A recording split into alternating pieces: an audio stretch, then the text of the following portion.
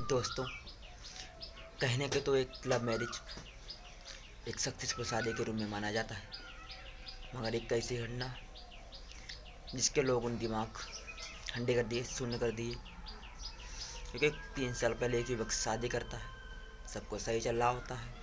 उसके कुछ दिनों के बाद इन लोगों में लड़ाई झगड़े होते हैं और कुछ दिनों के बाद ये अपने बेटे और अपनी पत्नी को मारकर लाश को नदी में फेंक देता है।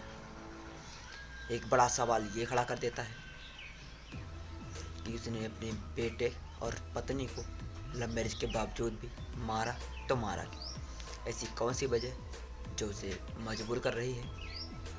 बताते हैं पूरी जानकारी, बनी रही वीडियो के लास्ट तक। करते हैं इस वीडियो को शुरू। दोस्तों, ये घटना होती है बिहार के किशनगंज की, जहाँ एक बंदा रह रहा होता है, सबको सही चल रहा होता है। इधर एक मुन्नी देवी जो एक ईंट मंडी में रहकर काम किया करती थी, वहीं पर ये युवक भी साथ में काम किया करता था।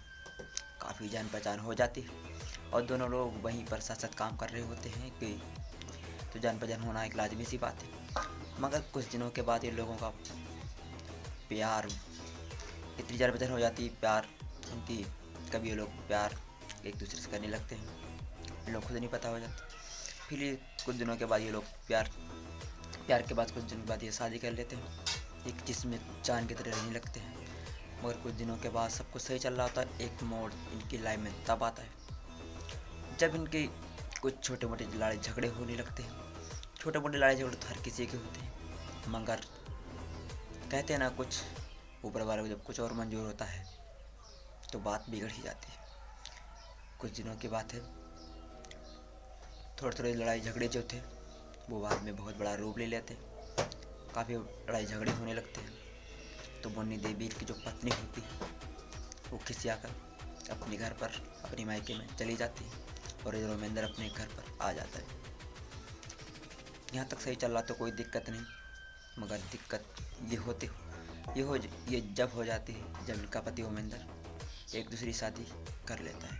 पहली पत्नी के बावजूद भी दूसरी शादी कर लेता है और ये भनक इसकी पहली वाली पत्नी, जिसका नाम मुन्नी देवी होता है, उसको भनक लग जाती है।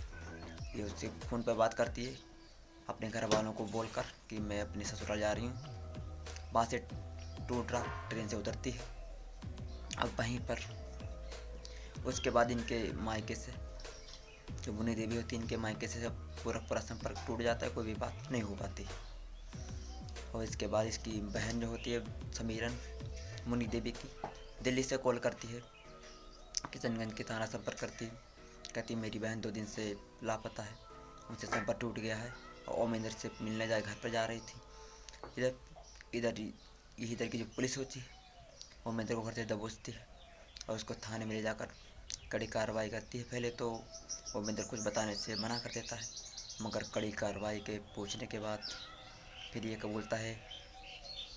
जो ये कबूलता है वो एकदम तो आप क्वेश्चन कर देगा। वो कहता है कि मैंने इसके जाने के बाद मैंने दूसरी शादी कर ली थी और इसी डर के कारण मैं नहीं कह रहा था कि ये मेरे घर पर आए। और इसकी जो वाइफ होती है मुन्नी देवी, वो बार बार यही कहती है कि मैं भी उसके साथ रहूँगी। मैं स्टेशन पर बाइक लेकर पहुँचता हूँ और ये लोग मिलते हैं। ये लोग रास्ते में होते हैं, मेरी और उसकी घरवाली लड़ाई हो जाती। वो कहती मैं उसके साथ ही रहूँगी, जबकि मैं ये चीज़ नहीं चाहता था कि ये मेरे दूसरी पत्नी के साथ मेरे घर पर है और मेरे कुछ हालातों में दिक्कत आए। मैंने इससे बोला कि मैं तुझे भरतपुर कमरा दिलाकर वहीं पर सेटल कर दूँगा, वहीं रहना, मैं भी कभी कभी आता रहूँगा। मगर मेरी वो बात नहीं मानती है और यहाँ से जा रहे होते फतेहपुर सिकरी में। इसका बेटा जो होता है, वो बेटा बाइक से गिर जाता है, उसकी मौत हो जाती है। मौत हो जाने के बाद मुन्नी देवी जो उसकी माँ होती है वो हंगामा करती है। हंगामा एक ही सबसे सही करती है, जिसका एक बेटा खो जाए तो उसको दिल में तसल्ली कैसे आ सकती है।